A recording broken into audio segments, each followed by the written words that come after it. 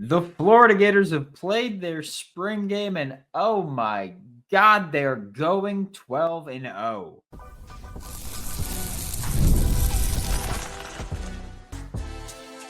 You are Locked On Gators, your daily podcast on the Florida Gators. Part of the Locked On Podcast Network, your team every day. Hello, and welcome back to another episode of Locked On Gators, part of the Locked On Podcast Network, your team every day. Thanks for making Locked On Gators your first listen of the day. Every day we are available daily and free reviews in the podcast and on YouTube. Happy Monday. I am Brandon Olsen. Find me on Twitter at WNS_Brandon. Find all my written work with New York Giants on SI. This episode of Locked On Gators is brought to you by Monarch Money. Take control of your finances with Monarch Money. Use code LOCKEDONCollege at monarchmoney.com for 50% off your first year. And we'll start by talking about the guys that stole the show on Saturday, right? First off, DJ Lagway. He stole the show. He came out first play of the game. DJ Lagway trotted out there, first play of the game, took the snap, and handed the ball off. And then in the second quarter, I think it was, came in again, took a snap, and handed the ball off. All DJ Lagway did during this game was hand the ball off. He came in for 4 plays, handed it off every single time. And we have still yet to see him throw a football. And I say that we have yet to see him throw a football for the thing that I've been saying this whole spring. I believe that once the media portion of practice ends, he goes and he can throw a ball. That's it. I believe it's that. I believe that once the media session of practice ends, DJ Lagway throws the ball, or that after practice or a different time when they're not fully practicing, DJ Lagway's out there throwing and working.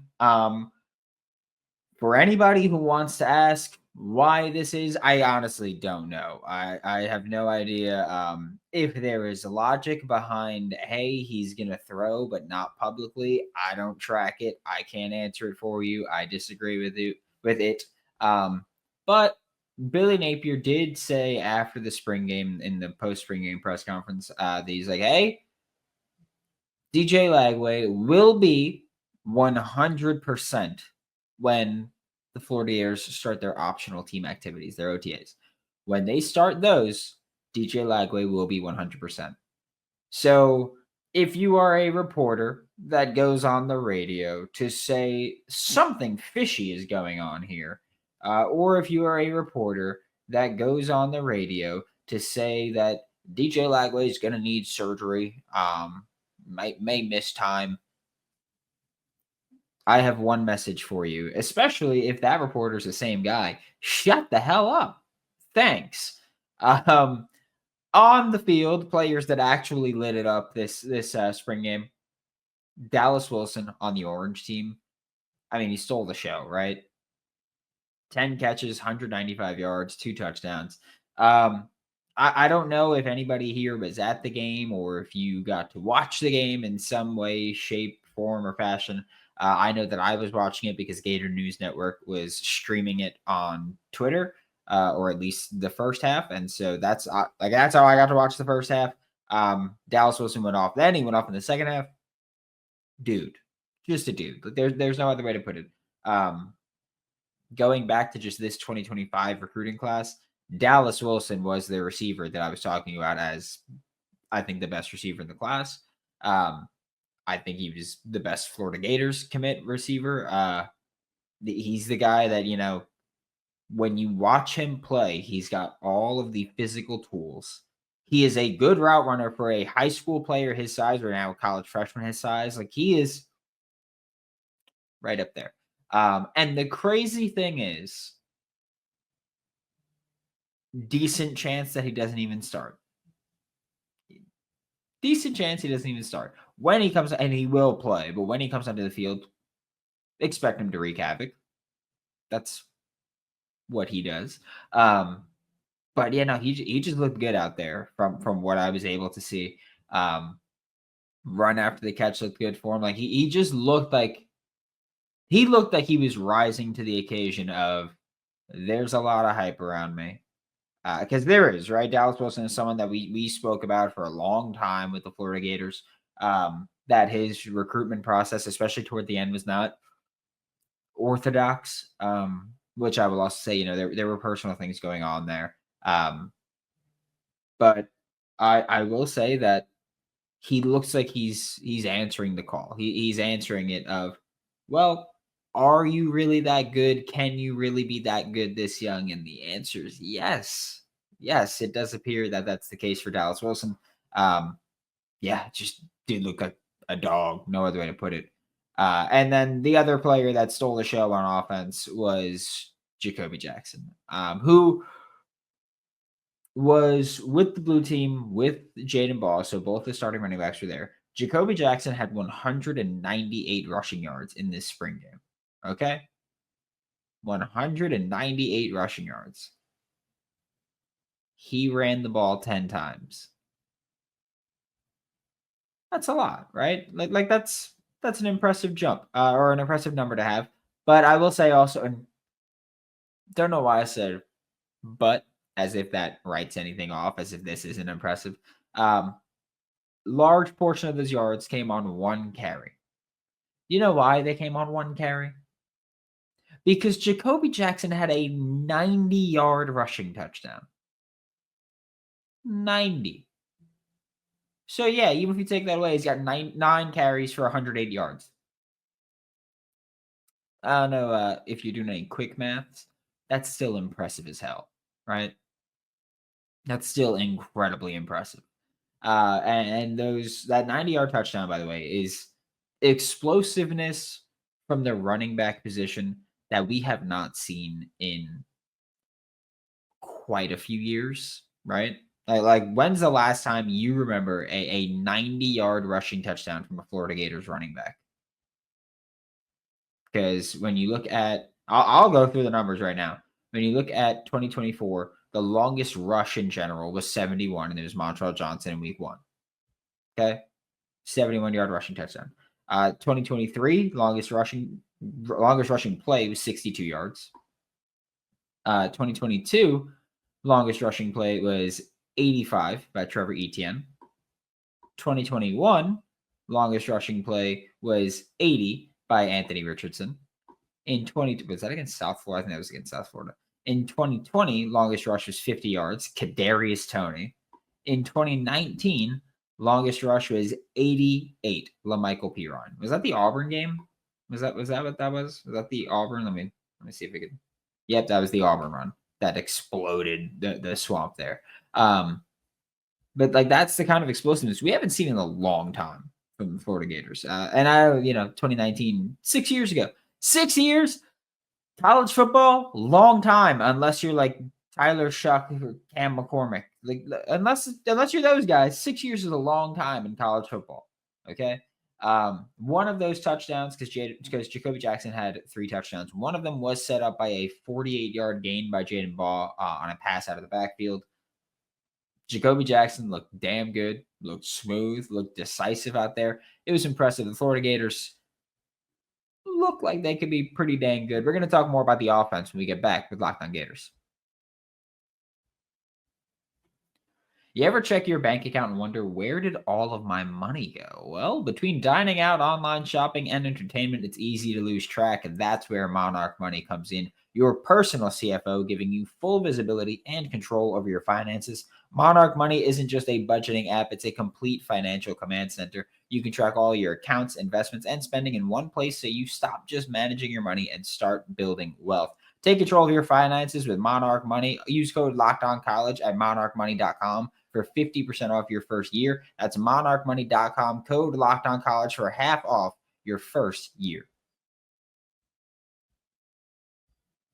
Thanks for making Locked On Gators your first listen of the day. Every day we are available daily and free reviews in the podcast and on YouTube. I almost said thanks for making Monarch Money your first listen of the day, which is weird, but that's what happened when I went, thanks for making Locked On Gators. So that's what that was. But we are still talking about the spring game with the Florida Gators from this past Saturday. the biggest takeaway here on Locked On Gators, right? And none of us should be surprised by this. And if you are surprised by it, welcome to the show for the first time. The biggest takeaway on Saturday was Hayden Hansen touchdown. We're going to do it. We're going to celebrate that one. It was cool. Also, I will say this just from a fan perspective and from like a knowing Hayden perspective. He comes on the show every month during the season or every week during the season. He looked like he was having fun out there. And like that's such an important part. Like you look like you're having fun. When players look like they're just out there having fun, they play a lot better. I think I'm a firm believer in like I'm not saying, oh yeah, just go have fun. But when players are playing well and they look like they're having fun, like that's peak. That's it. So we'll say that like the celebrations looked like everybody was having a blast. And we'll talk about the offensive line here because I do think that the way that the starting offensive line played, I thought that was pretty impressive. They looked really good out there, and I will say because look, we're gonna celebrate the Jacoby Jackson 198 yards. We're gonna celebrate the Dallas Wilson 195 yards. We're gonna celebrate all these things, right? Vernon Brown III looked good as well. I mean, he looked dynamic as all hell, which expected, right? He's an incredibly dynamic football player. He should have looked dynamic. We're going to celebrate all those things, right? We're not worried about, oh, well, this secondary was banged up. This starting, I don't care. Don't care. It's a spring game. There's not, I personally, I don't put too much stock in it to say that because you had a good spring game, you're going to have a good fall. I don't put too much stock in it to say that because the offense went off in the spring game, that the offense is going to be great this season deep or that the defense is going to be horrible. I don't think that there's a true proven indicator of that. So I'm not going to worry about it. However, that doesn't mean that the spring game is meaningless. It doesn't mean the spring game is useless. And for the offensive line specifically, like I understand the starting defensive line had guys on snap counts or guys not playing. I get it. But that starting offensive line looked really good out there. Okay. And again, I'm talking independent of who they were going against. They just straight up looked like they were playing more like a unit than we've seen this Florida Gators offensive line play in a while. And definitely more than we saw him play last year, right? Like this offensive line looked like just a true, again, unit. That's what I've talked about so many times when we talk about offensive line play is I don't care if you've got an All-American. I don't care if you've got a top 50 draft pick. I don't care what you have. If they're not playing like a unit, odds are your offensive line isn't good. That's what it is. I don't care about the individual talent. I care about how they play as a unit. And Florida has an All-American in Jake Slaughter. Florida has a potential top 50 draft pick in Austin Barber and Jake Slaughter. I don't care. They played like a unit on Saturday, and that is more valuable to me than individual performances, individual accolades, individual anything. They're dudes, all right? They played like a unit out there. Huge. That again, this is a thing where for this season, I've been talking about, hey, like you got to play like a unit. You got to play well. You got to play like an elite offensive line that you can be. Saturday, they played really well, both in the run game and pass protection. Hopefully that will translate over because, again, like this whole season goes kaput if the offensive line isn't playing well, right? It does. That's just the truth of the matter or the fact of the matter, truth of the situation, whatever you want to call it. This offensive line needs to play well. And on Saturday, they looked like they were playing well as a unit. And to me, that is a major, like a green flag. That's a green flag for me, that this offensive line played well and played together. Quarterback depth got a lot of work because Harrison Bailey, Aiden Warner played most of the snaps there. Or I think they played the only snaps that I got to see because, again, the stream that I was watching cut in the third quarter. So after that, we've only seen the clips that like Florida releases, or if you see them just on social media while you're scrolling. But Aiden Warner looked so much better than he did last year. I'm not saying he looked amazing. I'm not saying any of that. I'm just saying he looked so much better than he looked last year. And that's good because, again, Florida quarterback depth, horrendous. And someone mentioned this in the Locked On Gators Discord on Saturday evening about, and I'm not harping on this. I'm just getting this out there about, oh well, if there is a quarterback injury, do we give Napier another pass? The answer is no, right? I didn't want to give it to him last year. Quarterback depth is part of the job, right? Like making sure that you have quarterbacks that can win you games is part of your job. So if you're not doing that, you're not doing your job. Simple as that. That's where I stand on it, at least. You can disagree. That's fine. Aiden Warner looked much better than last year. Harrison Bailey felt like he had a little bit of a rough start. Like, he just looked a little uncomfortable to start, and then once he settled in, he started playing a lot better.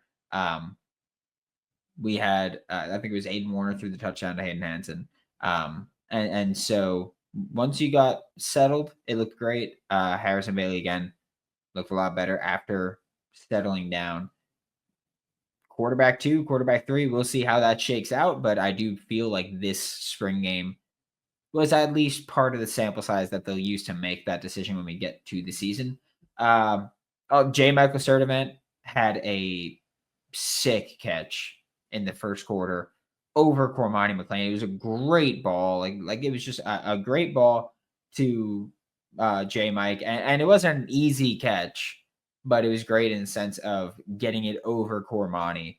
And in a spot where only J. Mike could get it, and J. Mike had to work to go get it, but he did, and it was a great play there, great catch, like a 20 to 30 yard gain, I think it was. I think it was Cam Parker that tweeted the video of it, but what we were watching it again. I was in a Twitter space, we were watching it on the Twitter stream, and we could see that it was a sick catch. So I think that if you were in person, you got to see a pretty sick one there. But we are about to talk about the defense from the spring game when we get back with Locked On Gators. Get the supplies you need made from the site, made for the skilled trades Supply House. Whether you're in plumbing, HVAC, or electrical work, Supply House is the reliable way to order product online. Their easy-to-use website is packed with helpful resources and the latest product info to help you get the job done right. Plus, with a complete inventory of over 200,000 parts from 400 plus top brands, you'll find exactly what you need delivered fast from coast to coast. If you need help with an order, Supply House offers expert support and industry-leading service, so you'll always talk to a real person. And for trade pros looking for an extra edge, their free Trade Master program offers exclusive perks like a dedicated phone line, free shipping, and discounts on every order. Thousands of skilled professionals are already taking advantage, and now it's your turn. Join the Trade Master program today at supplyhouse.com/TM and start ordering plumbing, HVAC, and electrical supplies with just a few clicks. Plus, use promo code SH5 for 5% off your first order. That's supplyhouse.com. Thanks for making Locked On Gators your first listen of the day. Every day we are available daily and free reviews in the podcast and on YouTube. And to wrap up today's episode of Locked On Gators, we are talking about the defensive side, and we're grouping them together because, again, like, we could talk about how this was really blue versus orange. Sure, we could talk about how this was starting over, starting D, backup over versus backup D. But really, when we're looking at this game, it was Florida versus Florida. It was offense versus defense. And that's what we're going to talk about it as. Like, I don't care to break up, like, well, the blue team did this better. I don't care. Blue team had starters on offense, backups on defense. Of course, they're going to be better at some areas or worse in others. I don't care. It means nothing to me. What I will look at is who looked good, regardless of what team they were on, and who looked bad, regardless of what team they were on, right? And what I will also do is not put too much stock in certain things, right? Like the main thing that you're going to see with the Gators stats is that you're going to see Jacoby Jackson with 198 yards on 10 carries and Dallas Wilson with 195 yards on 10 carries. And what you're going to see is brain dead rival fans go, oh, that means the defense is bad. That means that their run defense stinks and their starting secondary stinks or their backup secondary stinks. Better hope that there's no injury. I don't care for that. Okay. And for that same reason of I don't care for that offsetting argument is why one of the reasons why I don't really harp on, oh, he went off. Like we'll celebrate that. Yeah. We'll have fun with it. Yeah. But I'm not going to say he's going to be great because of it. I'm going to look at the film and I'm going to see how you play. as bad as the film may be, just in terms of quality of video. Which is another reason that I'm taking this time with a grain of salt, where usually I'm looking at the broadcast angle. Now it's broadcasted on Twitter. I will say that the defensive line looked really good throughout. Like the entire defensive line looked really good. Especially considering how many guys were either limited or not participating. Defensive line looked really good. And that's the thing that should look really good. They've done a good job of recruiting defensive line. And that they should be coming in looking good. Gerald Chapman should have his guys looking good. Like we have expectations for Gerald Chapman. Last year, throughout the offseason, I think a lot of us, myself included, were like, hey, like Gerald Chapman, he's got a great reputation. We'll see what he's going to be here. We saw what he's going to be here. And so now we had the expectation of, hey, you did that. Now keep doing it. And so we have those expectations. So the defensive line, unsurprisingly, looked really good. Pressures came in pretty consistently. Jaden Woods had a couple. So that's your true freshman juice. But pressures came in pretty decently. But one thing that I think this team did significantly better this year than they did last year, which I do think is a thing that that Gerald Chapman tries to tell his guys to do, because I don't think that we've seen it so often, in 2023 and 2022. I don't think we saw it as often or as consistently, is if you are not getting pressure, get your hands up into throwing lanes. And we saw that happen a few times. I mean, I stopped counting in the second quarter, like before the stream cut. I stopped counting before halftime, and they had, I think, 5 batted passes on the day. One was Tavorius Brown. Stephon Shivers had. Like they were getting their hands up and batting passes down. And that's a huge thing. That's such an underrated part of defensive line play. Because you're not going to win every rep. I don't care if you're the best player on the planet. You're not going to win every rep, right? And when you don't win those reps, what do? Are you a non-factor? Or do you at least attempt to get in the throwing lane and disrupt the passing attack then? And that's what Florida's defensive line was doing on Saturday. So if that's what they're going to do, if that's how they're going to play, I'm going to love it. I'll tell you this right now. I'm going to love it. This secondary, yes, sure. This secondary for the blue team did have a rough time containing Dallas Wilson. Okay, sure. Outside of that, they were pretty decent. It was just that one dude went off, right? And yes, that's obviously still not ideal. But also, I will say this. Considering the injuries and considering the youth and experience there, I don't mind it too much, right? Like I don't mind that a guy went off against you in the spring game. There's plenty of things to correct, and you will go out there and correct them, right? Like Devin Moore looked good, great. Cormani had that one play against J. Mike where he got eaten up on. But outside of that, like the secondary looked good. The secondary players that are actually going to play look pretty good. So yeah, depth isn't awesome, or depth isn't proven, we'll say. But again, they're incredibly young players. Like take things in the context that they deserve to be taken in. Incredibly young players. Some of the guys, I mean, we saw Ben Hanks Jr. out there. He's been on campus for a couple months. He's running with the twos there. Like we saw Lagonza Hayward, Hilton Stubbs. Like we saw all the young guys out there. I'm fine with them not looking incredible. It's fine. Like that. That's one of those things where even the guys that go off, I don't celebrate too much, and the guys that struggle, I don't harp on too much, because I don't think it makes sense to do that in the spring game. At the star spot, Sharif Denson, Lagonza Hayward were the main players there, and I do think that that's more important to note than, I don't know, who played in George Gums' place, who played in Caleb Banks' place, who played in this guy's place. I think it's more important to acknowledge the star position, because Aaron Gates, I've said before, I know that we've heard he's ahead of schedule. I know we've heard all that stuff with Aaron Gates.